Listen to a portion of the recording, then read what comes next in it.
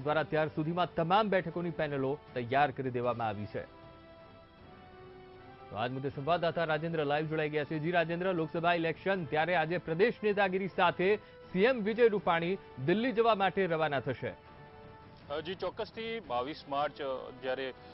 ભાજપનું જે મોવડી મંડળ છે તેમને ગુજરાતની જે 26 નામોની જે પેનલ છે તે સાપરત કરવા માટે આજે મુખ્યમંત્રી વિજયભાઈ રૂપાણી સાંજે દિલ્હી જવા રવાના થશે। સાથે સાથે પ્રદેશ અધ્યક્ષ જે જીતુ વાઘાણી છે એમની સાથે જે જે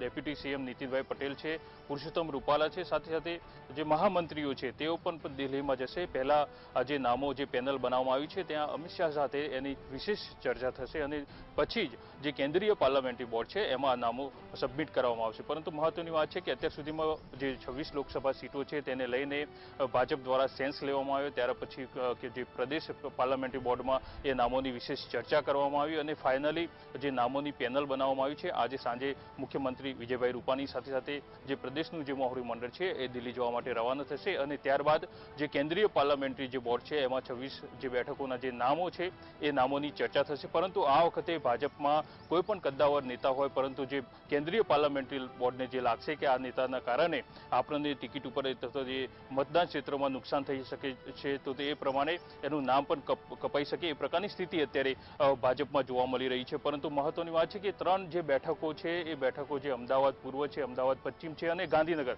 આ જે 3 બેઠકો છે એ બેઠકો ઉપર કયો નેતા ચૂંટણી લડશે એનું નક્કી તો કેન્દ્રીય જે પાર્લામેન્ટરી બોર્ડ છે એના ઉપર થશે, કારણ કે આ 3 જે બેઠકો છે એના જે નામો છે એ હજી કોઈ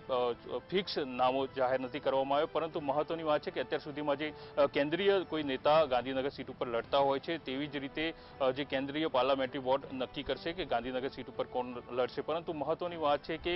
ભાજપે ગુજરાતમાં 26 સીટો ઉપર જીત મેળવવાનો જે દાવો કર્યો છે તે પ્રમાણે જ તે પોતાના ઉમેદવારો ઉતારશે, ભલે તેમાંથી જે દિગ્ગજ નેતા હોય એમના પણ પત્તા કપાઈ શકે એ પ્રકારની સ્થિતિ અત્યારે જોવા મળી રહી છે। જી બિલકુલ રાજેન્દ્ર, સમગ્ર માહિતી સાથે જોડાવા બદલ